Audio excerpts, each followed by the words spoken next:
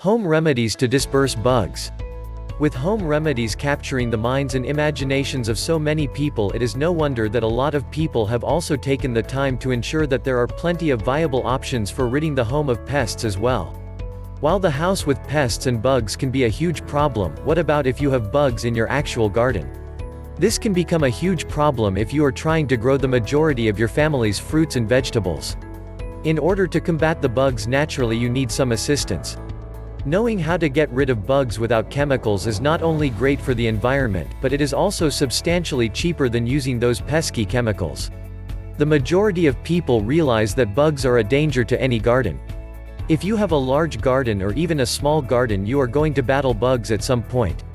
Rather than trying to get the bugs to move out with the usage of expensive chemicals, start turning to some natural options instead.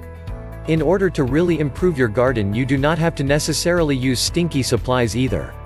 In fact, you can expand your garden even more, and rid yourself of the bugs. If you like herbs, then you are certainly in for a treat. Herbs such as fennel, dill, cilantro and also parsley are all fabulous to have in a garden. These herbs tend to heavily attract the ladybug. This is actually one bug you do want in your garden. Not only are they actually on the cute side, but they are great for eating many of the harmful bugs that could be wreaking major damage on your garden.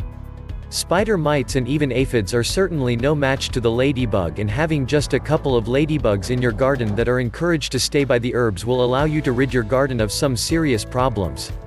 Search for a praying mantis. I know it sounds strange. I have not only suggested you bring ladybugs into your garden, but now we are suggesting you bring yet another bug into the garden. Does this seem rather counterproductive?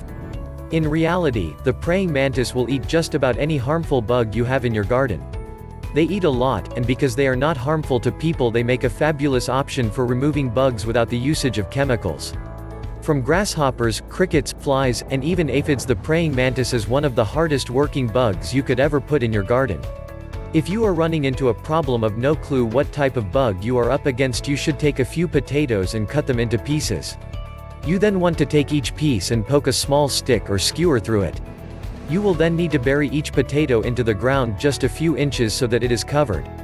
Space all of the potatoes out by approximately 1 foot, and try to plant them as close to the roots of your plants as possible, without actually damaging the roots.